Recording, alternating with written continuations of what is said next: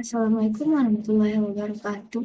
Halo teman-teman semua, kembali lagi dengan saya Nela Putri. Nah, pada kali ini saya akan membuat video mengenai version control system, inisialisasi Git, dan juga passing data ke project.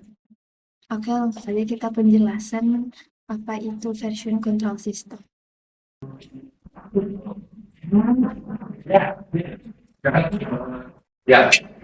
Nah, pengertian version control system atau VCS. Nah, version control system itu biasa dikenal sebagai source control, merupakan sebuah metode untuk melacak dan mengelola perubahan pada kode perangkat lunak. Version control system atau VCS ini adalah suatu software tools yang membantu tim pengembangan perangkat lunak mengelola perubahan pada kode sumber dari bentuk itu. Nah, langsung saja apa itu? Nah, selanjutnya jenis-jenis version control system. Yang pertama ada local version control system. Nah, local version control system ini adalah basis data lokal yang terletak di lokal komputer, merupakan tempat setiap perubahan file disimpan sebagai patch. Lalu ada yang kedua, centralized version control system. Nah, ini merupakan server tunggal yang berisi semua versi file. Hal ini memungkinkan beberapa klien untuk mengakses file di server secara bersamaan dengan mengambil file dari komputer lokal atau mengirimkannya ke server dari komputer lokal. Dengan cara ini, semua orang dapat mengetahui apa yang dilakukan oleh orang lain dalam proyek. Selanjutnya ada distribute version control system. Nah, ini merupakan cuplikan file terbaru dari server. Jadi klien itu tidak hanya bisa melihat cuplikan file terbaru dari server, tetapi juga meniru repository secara penuh termasuk riwayat lengkapnya.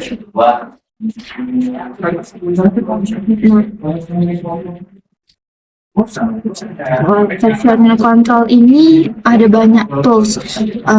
Biasanya pada umumnya orang-orang memakai seperti Git atau GitHub, lalu GitLab dan yang lainnya. Nah, Git ini merupakan sistem kontrol versi yang paling banyak digunakan di dunia. Git ini dikenal dengan kecepatan, fleksibilitas, dan efisiensi fungsinya yang terdistribusi. Ini banyak digunakan oleh jutaan pengembang di seluruh dunia untuk berbagai proyek, mulai dari bersifat pribadi hingga aplikasi perusahaan berskala besar. Nah, di Git ini kita bisa membuat repositori berkelompok atau secara tim.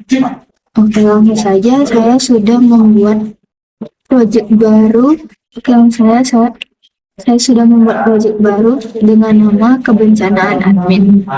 Di sini saya mendapatkan proyek yang merupakan kebencanaan dan tanggap darurat. Nah, di sini saya sebagai admin. Saya buat nama proyeknya kebencanaan admin. Oke, langsung saja kita ke folder.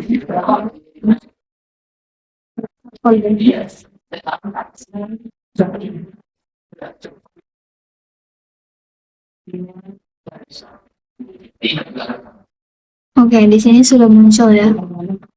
Kita buka.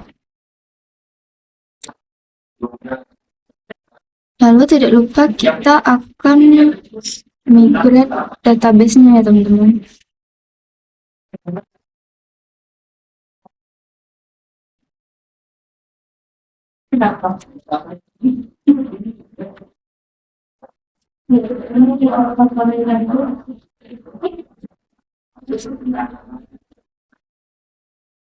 Kita buat namanya sama seperti proyek saya.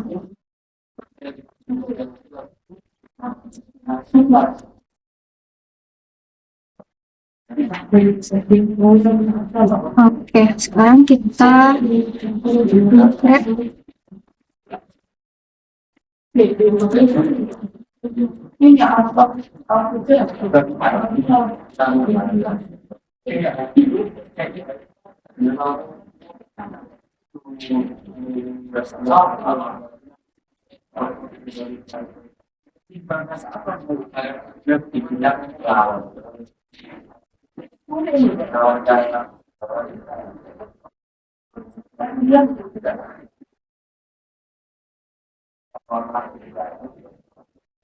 Sebelum kita migrate, kita jalankan dulu Laravelnya dulu. Nah, selanjutnya kita migrate.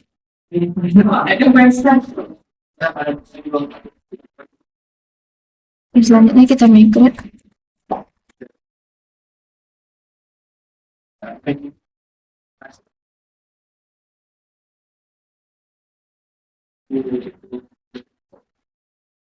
Oke, sudah selesai kita migrate. Git ini merupakan sebuah version control yang dikembangkan oleh Linus Torvalds, teman-teman, pembuat Linux pada tahun 2005. Cara kerja Git ini seperti kita sudah ada project folder, lalu dia masuk ke working directory project folder yang sudah kita buat. Lalu selanjutnya Git add akan masuk ke staging area. Nah, setelah itu kita commit, maka akan masuk ke local repository. Oke, selanjutnya kita langsung saja menginstal Git ya.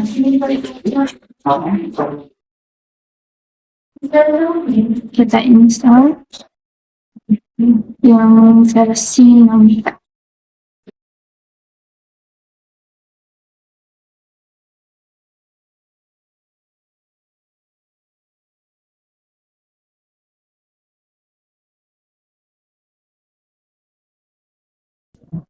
Oke, sudah selesai, kita download saja.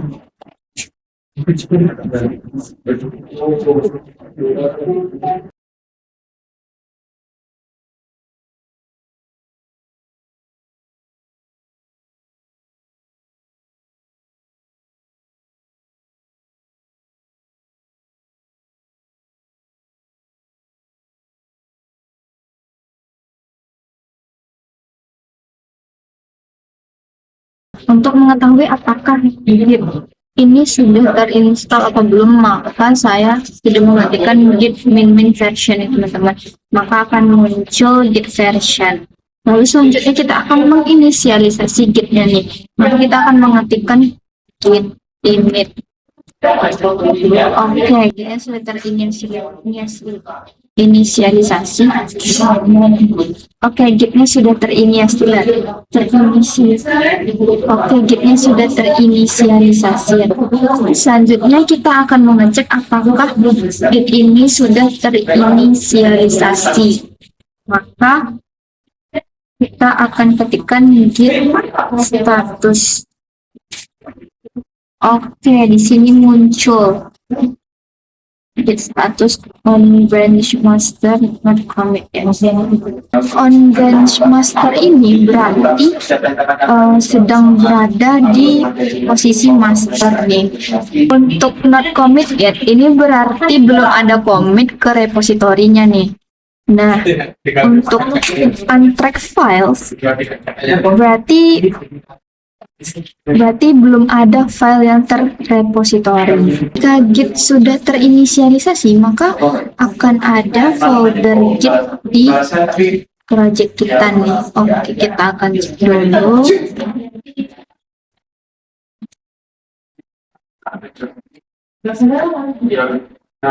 Nah, di sini sudah terinisialisasi. Nah, sekarang kita akan memasukkan file-file yang untracked ini ke dalam staging area nih.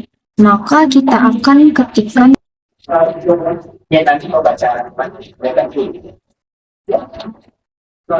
untuk kita melihat apakah staging area ini sudah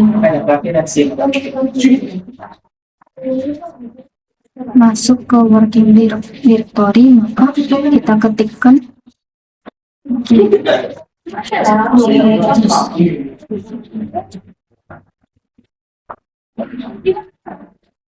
oke, berhasil. Ini menampilkan list file yang sudah berada di staging area.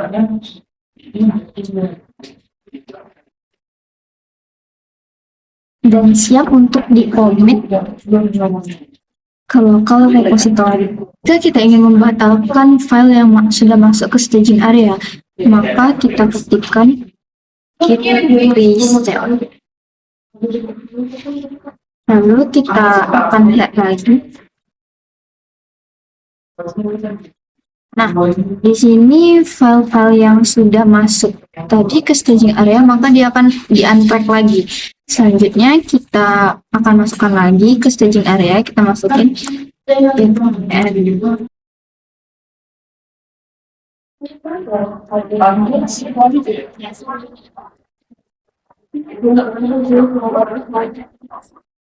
Nah, di sini sudah masuk lagi file-file yang ada di staging area.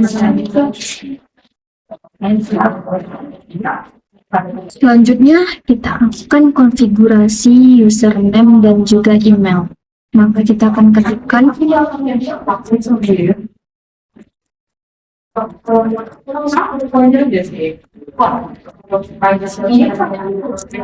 git config menu user dan name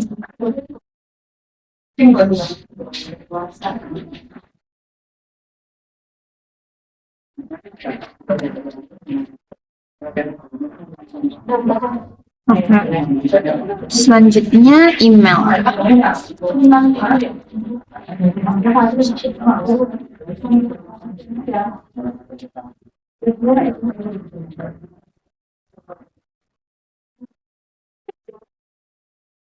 Kita masukkan email mahasiswa, kalau saya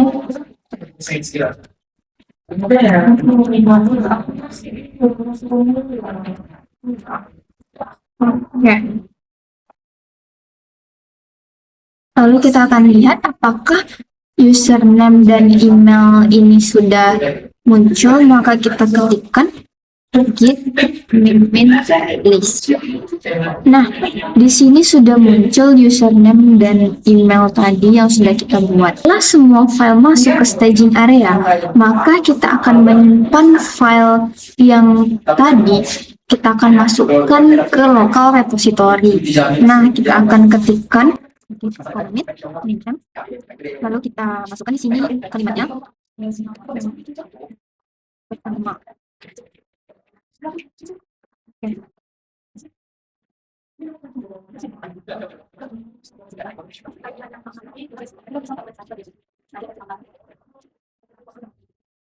Lalu kita lihat perubahannya di git status.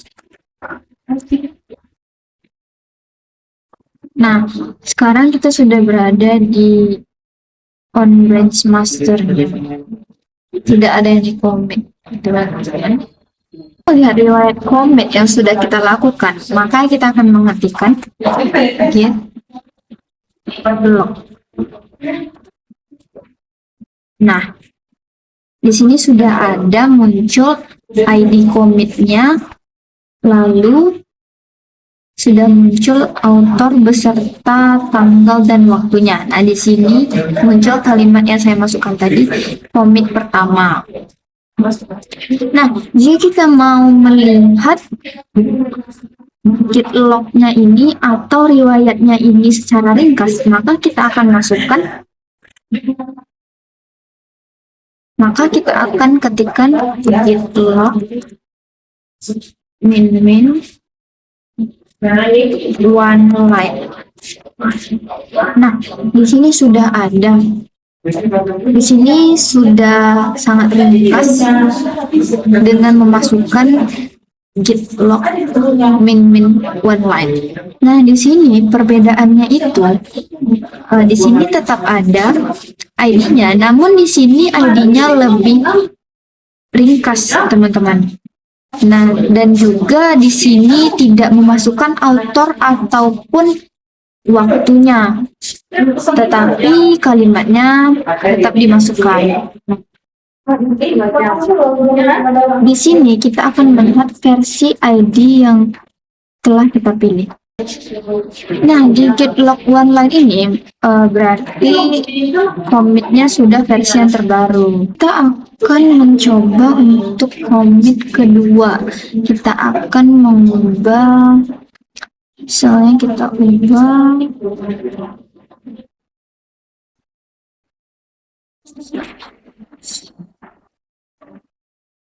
ubah di sini, kita tambahkan saja misal komentar. Nah, selanjutnya kita komen lagi. Mana Pak? Coba. Oke,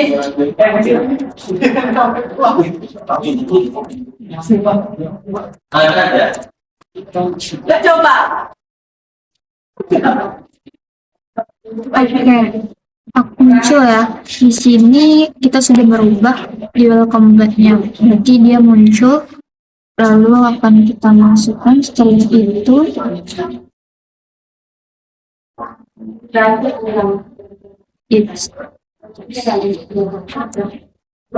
Nah, di sini statusnya sudah ada. Lalu akan kita lihat di git log.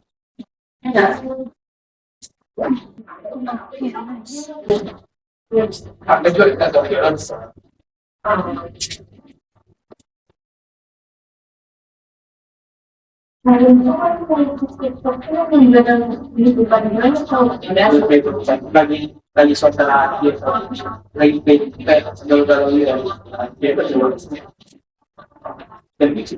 Oke, selanjutnya kita akan masuk ke git checkout.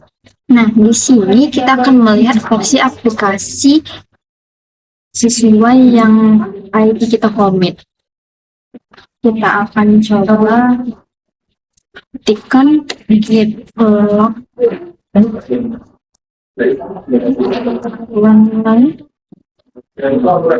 Oke, sudah muncul commit pertama dan kedua tadi ya, teman-teman.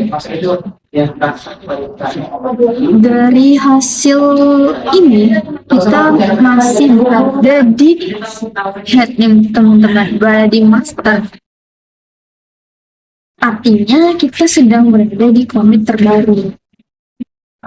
Nah, selanjutnya kita akan coba untuk kembali ke commit pertama tadi nih. Caranya kita ketikkan git checkout, lalu kita copy ID yang commit pertama ini, kita masukkan, lalu kita enter. Nah, di sini sudah muncul artinya modified. Maka kita akan kita memodifikasi. Oke, selanjutnya kita jalankan git status.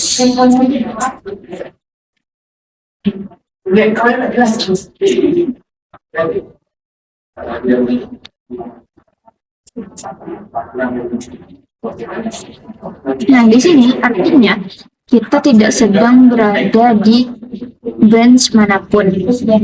Kita sedang melihat commit yang sudah kita commit sebelumnya. Untuk kita kembali ke commit kita terakhir, maka kita ketikkan git checkout master. Nah, sudah kembali, maka kita ketikkan di sini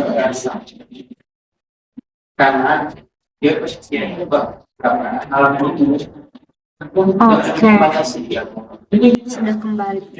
Nah, selanjutnya kita akan masuk ke passing data Laravel. Nah, di sini saya membuat project kebencanaan admin. Nah, passing data ini merupakan proses mengirim variabel array yang sudah berisi data dari controller ke view agar bisa ditampilkan di file blade ini. Oke, di sini saya sudah membuat controller kebencanaan controller.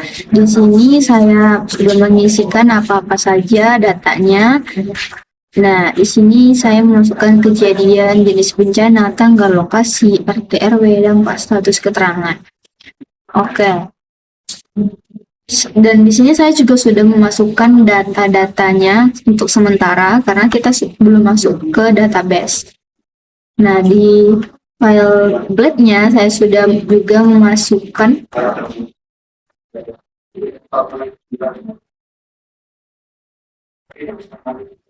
Nah, di sini key array-nya nih, teman-teman. Jadi di sini saya panggil dari view blade ini, saya ambil dari controller ini tadi, saya ambil datanya. Jadi nanti data-data ini akan ditampilkan di file blade atau view. Dan saya juga sudah memasukkan kontrolernya nih. Saya sudah memasukkan kontrolernya, kebencanaan controller.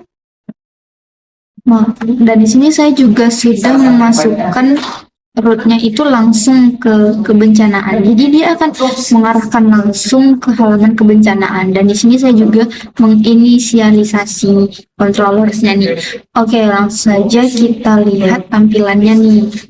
Di sini saya sudah menjalankan. Nah, di sini sudah ada data-datanya. Ini total kejadian dalam penanganan selesai. Nah, di sini merupakan data sementara ya, teman-teman. Jadi saya sudah memasukkan data-data tadi yang dibuat di controller, lalu akan dipanggil di view. Jadi ini data-datanya sudah ada jenis bencana, di sini banjir, kebakaran, tanggalnya, lalu lokasi, RT berapa, RW berapa, lalu dampaknya apa, statusnya sedang apa, dalam penanganan, ada yang selesai, dan juga keterangannya apa di sini, bantuan logistik misalnya, atau api berhasil dipadamkan, atau tim SAR sudah ada di lokasi. Nah, ini merupakan tampilan di anggapan tampilan dari dashboard adminnya nih, teman-teman. Oke semuanya, sampai di sini video saya. Terima kasih yang sudah menonton, semoga ini bermanfaat untuk teman-teman semua. Oke, sekian, terima kasih.